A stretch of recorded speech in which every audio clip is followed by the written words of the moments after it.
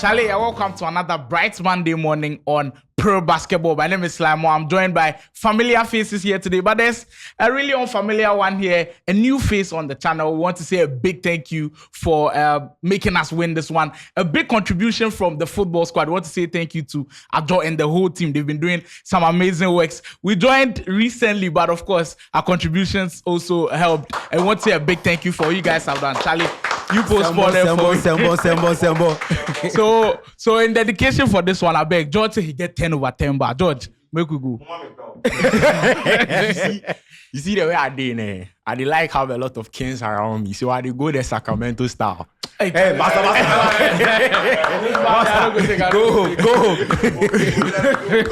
I'm not gonna take this back. All right, so let's get into what the order of the day is going to be. There's some big matches coming up. Now, some of these games with the NBA, it's an 82-game season. Sometimes these players circle games. These teams circle games and be like, yo, this game we are going to perform. And today we'll be taking two strong games where it could really be very interesting. We're starting off with the purple and gold, who seem to be kind of in and out of form a bit. The Lakers will be taking on the Philadelphia 76ers. They'll be going to the home of the MVP at the Wells Fargo Center, where they'll be facing Joel Embiid and Tyrese Maxey. Teddy, I'll start with this one for you because the Sixers look like they're on a road. They've been performing well in the East. They face the Lakers for the first time this season. How do you think LeBron and Co will fare against them?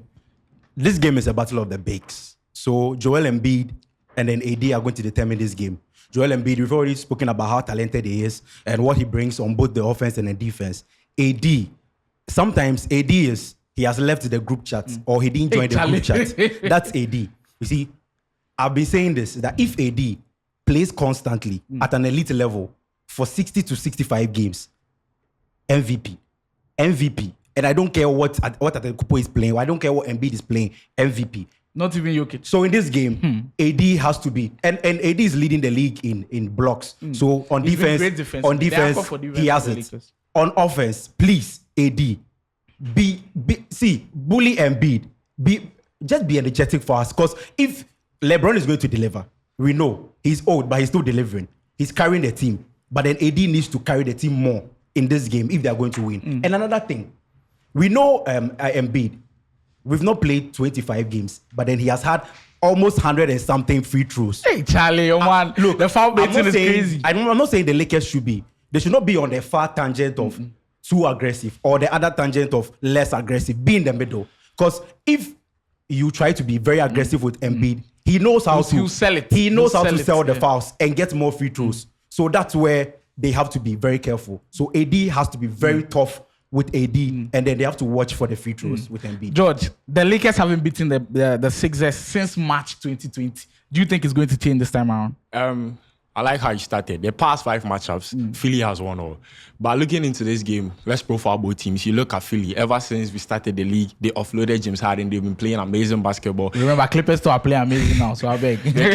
Both sides. The chemistry between Joel Embiid and Tyrese Maxey, absolutely class. Right now, they spam the pick and rolls whenever the perimeter is loose. They facilitate so well. You look at the Lakers. We give credit to them for winning the offseason trade because of the number of players they acquired and the quality. Did they win? But they didn't get the stats we wanted. We thought they would be the team to beat in the West, but they didn't start quite well. But I think they found their feet. Now, in this match, as he said, if the Lakers are going to win, the 60% of the job is from Anthony Davis because the Lakers need him on both ends of the floor, on both of the offensive end and the defensive end as well. But then, when you look at Joel Embiid's style, the way he plays, definitely Davenham would not like to risk AD in foul trouble. So definitely he would like to bench AD for some minutes.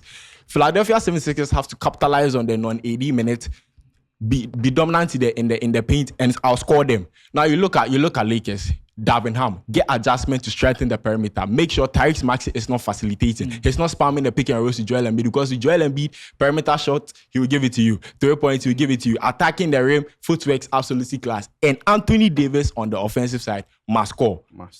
The role players will add their numbers as well. But when AD is not adding up the numbers on the offensive end, then I feel like they cannot win. But he was amazing this weekend. Oh yeah. Exactly. But you see, he's struggling with inconsistencies. He gives you a good day, a good game today. The next day he's off.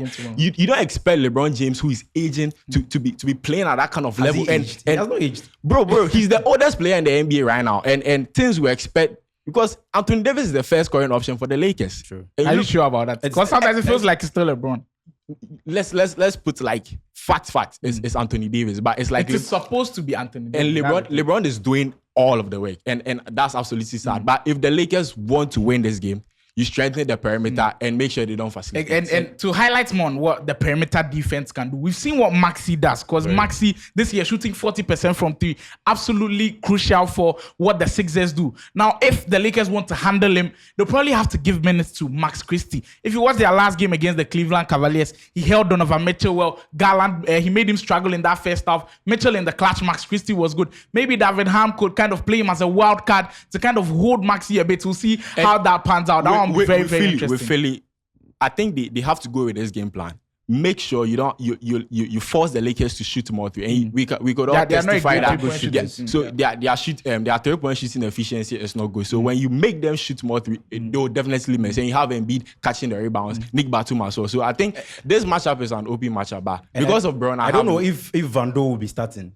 Because they actually need him to set the tone for the defense. Because the Philadelphia 76ers have amazing perimeter and wing defenders. They have Rocco, they have Beverly, and they have Melton has been playing. Melton has been amazing. So this is an advantage for the 76ers. But if Van Doo starts this game, it's going to be amazing for the Lakers because they actually need him to set the tone for defense. Very important. That's a big game coming up where we'll surely be watching out what happens. Now, the other game which will be happening, of course, the battle of the contenders in the West. I beg, my Clippers be contenders. Clippers take on the defending champion Nuggets, who are slow to start the season. They started very well with Jamal Murray. He went down with the injury, and now things are looking kind of some way for the Nuggets. But George, I'll start with you on this one. The Clippers look to be on a roll. Last 5 games, 4-1. James Harden, they seem to be finding their feet, blowing the Mavericks out the last time. This time, they come up against Nikola Jokic and the Denver Nuggets. What do you think is going to happen? In this matchup, to the past 5 matches, the Nuggets have won all. We've not got a single win against. Yeah. And even the last match before this, our last matchup with them, we lost because of Tyronn Lue's crunch time adjustment to take Zubac out when Jokic was on the floor. But I see, with the Nuggets, they are dipping as we are also rising. We found our feet. The system is kind of gelling right now.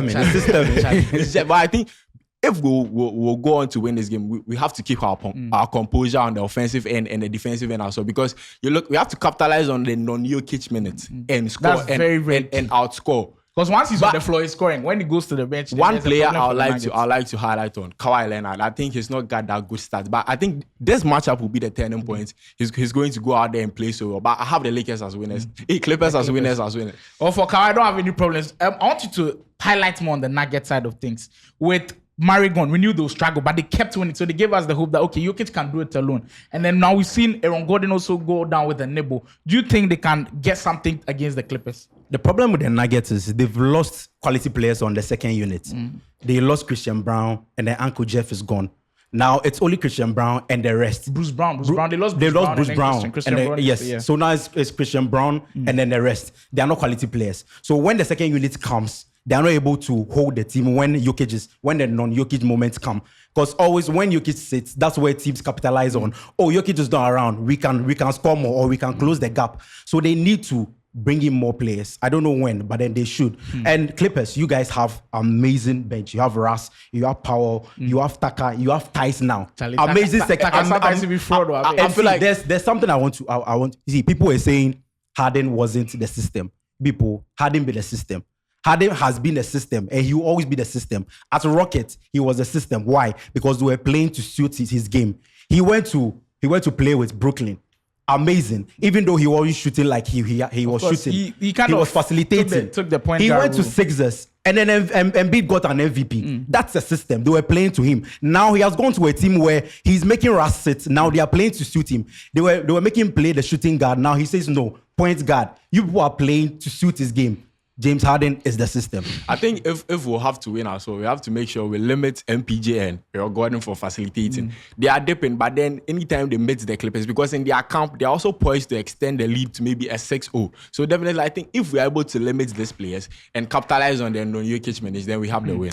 Well, for the final thing before we leave this one, the Clippers, where usually the problem lies and when we lose, Bismarck Biyongo of the Grizzlies look like Shaq against us. Jokic gives us problems. Zion, if you see the trend I'm going, when we face bigger teams, more physical teams, the Clippers do struggle. So Daniel Tice and then Victor Zubac is on you. The last time Paul George was amazing. Hopefully they can do the same. But I have the Nuggets winning this one, and that's how we'll be closing this one out. So the Lakers will be taking on the Sixers, Clippers, and the Nuggets in the battle of the contenders in the West. Who do you have winning this one? Leave your predictions in the comment section. My name is Slimo. George and Teddy. George, hey Teddy, today no get back. Charlie, they ban me. They ban me. All right, so that's how we Charlie, close this one. So thank you for voting for us, yeah. and we're out for this one.